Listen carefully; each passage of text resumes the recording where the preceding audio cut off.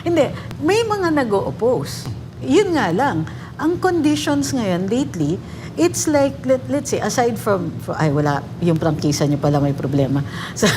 Pero dun sa ibang mga traditional media outfits, they're not reporting a lot of things. Na umaabot na tayo dun sa punto na yung mga nasagasaang pusa, lumalabas na siya sa news. And yung mga matters of national importance, debates, opposition, alternative proposals dito sa saligang batas, hindi siya masyadong nadidiscuss. Kahit yung mga komentarista, very tentative yung approach nila pagdating dito sa discussion. So it isn't that walang opposition, hindi naririnig o pilit na pinatatahimik yung mga alternative views, yung mga views that don't necessarily agree na kailangan natin ng charter change.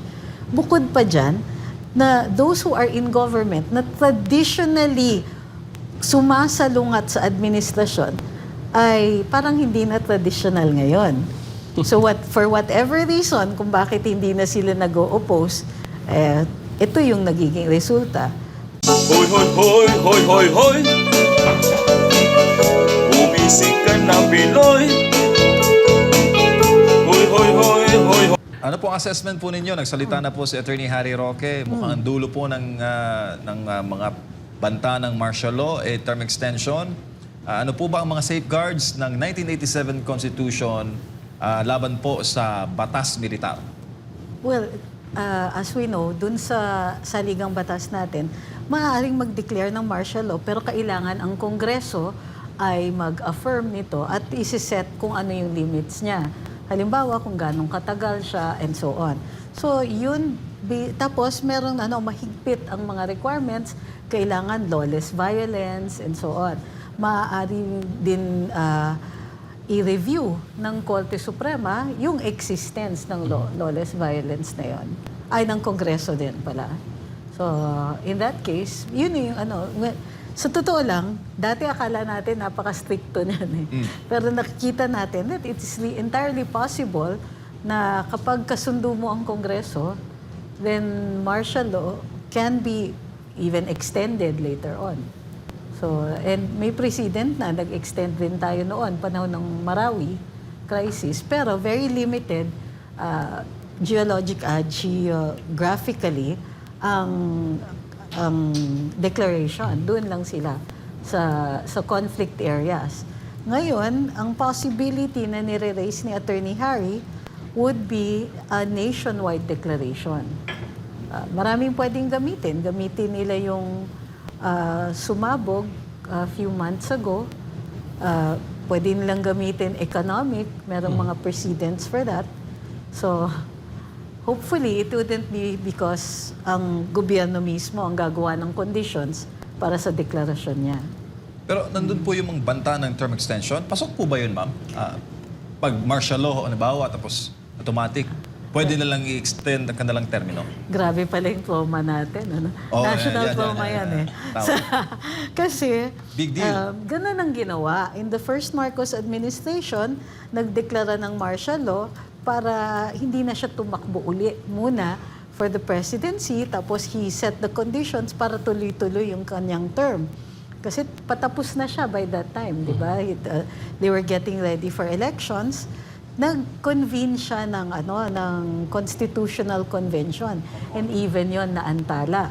So eventually, nagkaroon ng bagong saligang batas, nagkaroon siya ng additional powers, including the power to make laws, including the power later on to na judicial power na mag-issue siya ng arrest, search, and seizure order. Naalala niyo yun? Yung ASON, tawag namin noon.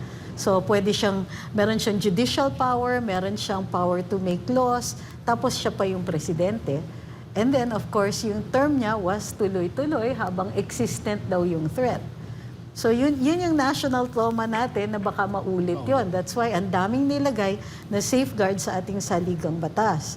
And the presumption dun sa ating saligang batas is merong pang panabla on the part of the legislature at if later on necessary, meron din Korte Suprema na maaaring mag-review ng lahat ng ito. Unfortunately, there are, of course, ways around it pa rin. And but those ways around it, require an enormous amount of resources. Kaya nakikita, nako-connect yung martial law dito sa term extensions. Kasi pag tinignan mo yung mga attempts to change the Constitution, it requires a lot of resources. Tignan nyo, nakaumpisa ng People's Initiative. Tapos, tahimik na tahimik, pero ang bilis-bilis. Na may speech si House Speaker ng December 5, indicating that a People's Initiative is necessary para voting jointly. Tapos, wala pang 2 linggo, nag-umpisa na yung signature campaign. And kung hindi nag-ingay, kung hindi nagkaroon ng Senate investigation, hindi mapupuntirya na mayroong kinalaman somehow ang ating Kongreso. But to move this many people, yung ang daming jurisdictions, ang daming barangay na involved, and you need something like 12% na affirmative signatures for that. To move that kind of people, the logistics required for that, the amount of resources, ang laki. So kung mauuwi ang Chacha only to those 3 economic provisions, hindi siya worth it. Besides, how big is the advertising industry ba? How many people really want foreign education here or will be able to afford it? Eh yung sarili nating mga private schools, hirap na hirap. Ano yung market for that? So kung yun ang titignan natin, na ang puntirya ng charter change, it doesn't add up. Masyadong malaki yung binuhos nilang pera para baguhin ang saligang batas para malimita dito. Besides, alam natin na kahit paano papasok yan either through a constitutional convention or through a constituent assembly. Pagka na-convene na yung constituent assembly, at yun ang sinasabi nila, yun lang talaga ang kinonsider nila, kung may constituent assembly, nothing stops any congressman or senator from moving to add to these matters na babaguhin nila sa saligang batas. So if you put all of that together, imposible na na walang term extension, imposible na walang charter change. And we already see and hear na yun na po ang pinag-uusapan kahit sa Kamara among themselves. Attorney, hindi ba yan pwede na doon sa habang pinag-uusapan nila, lagyan doon ng provision na ito lang yung pag-uusapan natin? Saan Ito yan lang yung ilalagay? babaguhin natin. Hindi na pwede. Itong tatlo, di ba, sabi nila, tatlong provision lang yung gusto nilang baguhin, economic provision yun. O dito lang tayo, hindi ba yan pwede na naka-black and white para tutok lang talaga sila doon at mawala yung pangamba na pati yung ibang mga provision sa 1987 Constitution ay mabago. Kung resolution lang yan, they can overturn that. So unless gawin nilang batas or unless, baguhin nila yung saligang batas para i-limit yung mga ang pag-uusapan dito sa with every constituent assembly. I don't think you can limit the powers of the Constituent Assembly. Ganito yun, yung Congress, that's a separate body from the Constituent Assembly. I mean, it's the same people, pero iba yung character niya. Ito yung trabaho ng Constituent Assembly, baguhin ang saligang batas. But nothing in the Constitution says na maaaring limitahin kung ano lang ang pag-uusapan in the Constituent Assembly. Meron din nabanggit si PRRD last time na sa pagbabago ng ating konstitusyon, dapat obserbahan at sumusunod din sa konstitusyon. Correct. Meron bang nakasaad sa konstitusyon, Yes, ma'am, na hindi pwedeng magbabago ka for the benefit doon sa mga nagbabago? Doon sa provision sa legislature, merong nakalagay doon na hindi ka pwede gumawa ng batas. Yung Congress, hindi maaaring gumawa ng batas na i-increase ang salaries nila and so on. Kailangan prospective yon. Ang ordinaryong batas, hindi yan nagre-retroact. You have to be very specific. I mean, it's not impossible, pero kailangan ma-explain mo ng mabuti kung bakit i-retroact yun. So, in general, any rule, any provision in the Constitution, pag gumawa ka ng batas o kapag ginawa mo uli ang saligang batas, prospective yan.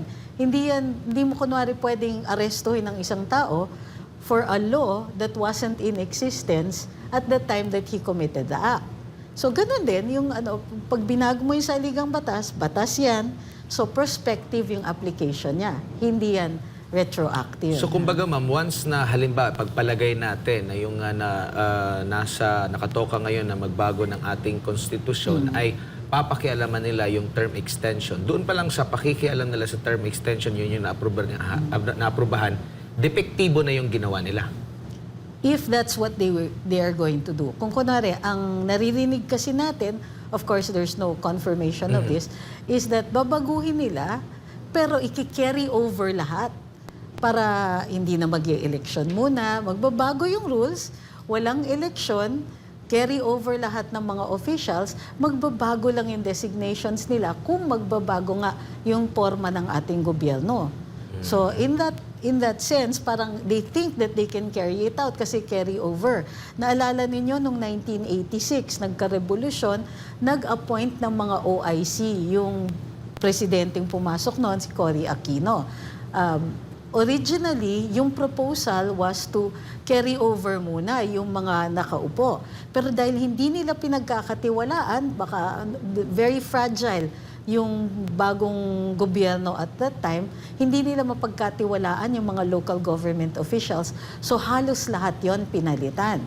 So in this case, they're just going to carry over all the existing officials, babaguhin lang yung kanilang mga titles or call it a transition period. So until na fully implemented yung bagong gobyerno, i-carry over sila, which is basically a term extension. Yung karamihan sa kanila, kung matatapos na yung term nila, yung 3 taon ng termino nila, sila pa rin ang mayor, congressman, senator, whatever, pagpasok ng bagong saligang batas. Saan ito pwede questionin, ma'am? Sakali man na ganyan yung mangyari na may term extension at ang magkakaroon ng benepisyo yung existing na mga incumbent, kumbaga. Well, sa Korte Suprema, ultimately, the final arbiter ang Korte Suprema niyan. Unless baguhin nila uli yung makeup. So, wala pwede pa ba naman tayo pwede ba naririnig nilang yan. mabago din yung Korte Suprema ba? Yung mga nakaupo. You mean, Kahit, tama.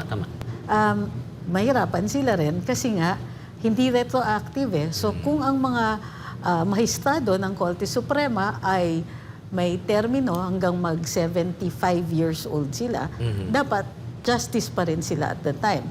Pwede nilang baguhin, pero magbabago lang yung term ng isang mahistrado kapag pasok na bago, prospective. So, dapat maubos muna yung makaretire muna lahat or tuwing may nagre-retire, yung bagong pasok, mag-a-apply na yung bagong batas sa kanya. Bago lang si partner Carlo. Ma'am, nabanggit itong possibility na magdeklara din ng martial law. Ano bang sinasabi ng konstitusyon pagdating po sa deklarasyon ng martial law? Ano ba yung mga parameters nito para pwedeng mag-declare ng martial law? Kasi ang alam lang na ating mga kababayan, pag may, like kagaya pinaka-recently lang doon sa Mindanao, pag may kaguluhan, dala ng terorista. Yes. So, usually it's invasion or lawless violence. So, kailangan mayroong physical danger. Yun yung usually ginagawa nila. Well, yun ang nakalagay sa ating saligang batas. However, may mga instances na sinusubukan ng mga dating Pangulo yung yung mga prospective danger. Kumbaga, hindi siya yung lawless violence. Pag lawless violence, there must be actual violence in the streets. So, yun yung ordinary reading natin. But, pwedeng i-interpret, halimbawa ng Pangulo, na merong terrorist threat. So, hindi natin nakikita yan. Hindi natin nakikita yung lawless violence na yan. But the mere existence of a threat, let's say merong mga nagsasabing in danger ang ating mga public works, ang mga infrastructure, and so on, then maaaring ipadeklara ng Presidente to prevent these things from happening. Of course, limited yan. So there's a limited period, kailangan mag-report siya sa Kongreso. And Congress has to affirm that or pwedeng paputulin na ng Kongreso immediately pag sa tingin nila hindi nagko-comply yung declaration ng Presidente doon sa requirements ng saligang batas. Ma'am, dagdag ko lang kasi sinasabi din dito sa Section 18 ng Article 7 sa 1987 Constitution na yung Congress voting jointly. Okay? At least malinaw dito na voting jointly. Kailangan majority lang. So, wala nang ano dito kung nasa Kamara or Senado. Alam naman Yes. natin, medyo solid itong dito sa Kamara. So, wala nang magbabalanse nito at kung may pabor ka sa Kamara, madali mong ma-declare ang martial law. Sadly, oo. I think yung purpose kasi niyan was to prevent endless debates on that. Lalong-lalo na may danger. Yun yung idea behind that provision na voting jointly. Unfortunately, hindi na foresee ng mga framers ng 1987 Constitution yung possibility na may scenario ka where Congress is beholden or yung Pwedeng to maabuso a singular power. Oo, parang kagaya sa nangyayari ngayon sa SMNI. Okay. Sige, but... Lalim. kasi nagkaisa sila eh. Hugot yun, Di ba? Kayang... Yes. I have two questions, ma'am. First, ma'am, how can we convince the public that we don't need Chacha to boost the country's economy? Titignan nyo lang po kasi kung ano yung sinusulong nila ng mga provision. Seryoso, meron bang clamor na natanggalin yung nationalization requirements sa advertising agencies? Sa totoo lang. What about sa like I said, ang liit ng market for private schools here. Magpapapasok tayo ng foreign schools. Ano mangyayari? Hindi ba either liliit lalo yung market kasi mawawala yung mga local natin na private schools or malulugi sila. Ewan ko ha. Namamahala na nga sila sa existing ngayon exactly. na marami na nga naglilipat sa public, di ba? Oo, at saka maraming nagsara nung COVID. Maraming hindi maka-cope with the rising costs. And totoo 'yan, ang dami ng enrollees sa public schools. Nag-create nga tayo ng voucher system para yung overflow ng public schools ay matatanggap ng private schools, pinopondohan ng ating gobyerno. Tapos, hindi, sa totoo lang, nasan yung clamor nun for that one? Even in universities, ha? So, saan ka nakakita na merong mga naghihikayat sa ating mga educators na kailangan papasukin natin, i-denationalize natin ang education. Yung sa advertisement nga, ma'am, sa advertising, di ba, ang kinukuha na nila ngayon ng yung mga influencer na. Correct. Di ba? Yun na yung common, yung mga vloggers, yung mga instant sikat sa Correct. social media, doon na sila nagbubuhos. Wala na. Tapos na nga yung era ng traditional yung traditional advertising, pati yung mga traditional media. And advertising now is flooding into the internet. So, teka, may national boundaries ba ang ating internet? Parang wala, di ba? So, nasan yung clamor, nasan yung need for that? And ang ordinaryong mamamayan ba humingi nun? Yeah.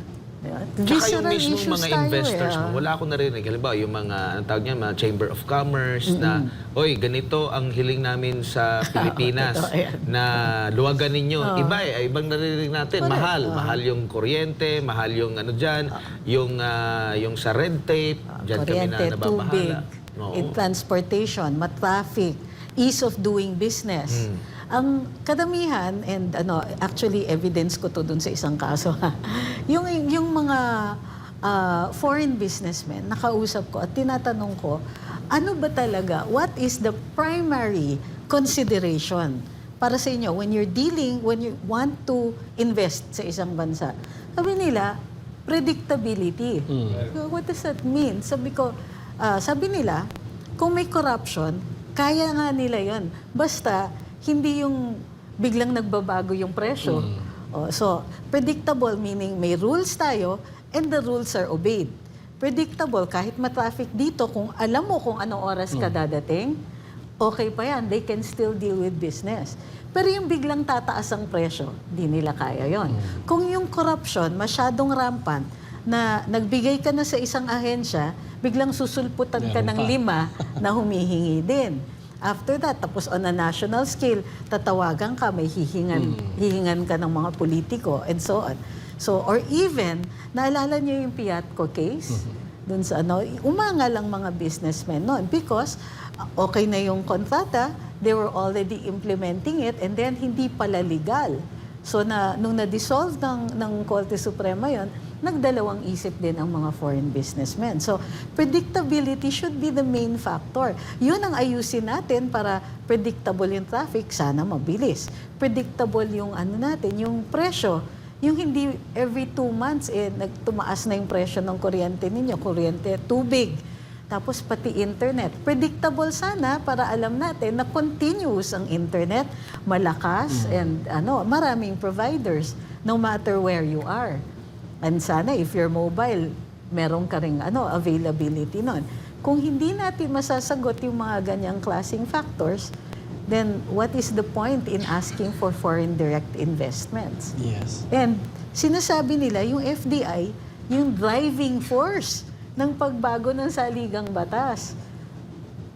Parang hindi. Parang garapalan na. Ma'am, Parang hindi. Parang wala. napansin ko in the previous administration, ma'am, marami, pag-usaping chat siya, marami talaga nag-oppose. Bakit ngayon, ma'am? Parang walang opposition, parang walang, kunwari, yung mga makakaliwa, they go on streets kaagad. Ngayon, wala. Tahimik lahat, ma'am. Isa-isahin ba natin? Hindi. May mga nag-o-oppose. Yun nga lang. Ang conditions ngayon lately, it's like, let's say, aside from wala, yung prangkisa niyo pala may problema. Pero dun sa ibang mga traditional media outfits, they're not reporting a lot of things. Na umaabot na tayo dun sa punto na yung mga nasagasaang pusa, lumalabas na siya sa news. And yung mga matters of national importance, debates, opposition, alternative proposals dito sa saligang batas, hindi siya masyadong nadidiscuss. Kahit yung mga komentarista, very tentative yung approach nila pagdating dito sa discussion. So it isn't that walang opposition, hindi naririnig o pilit na pinatatahimik yung mga alternative views, yung mga views that don't necessarily agree na kailangan natin ng charter change. Bukod pa dyan, na those who are in government na traditionally sumasalungat sa administrasyon ay parang hindi na traditional ngayon. So for whatever reason, kung bakit hindi na sila nag-o-oppose, ito yung nagiging resulta. Parang walang opposition at all.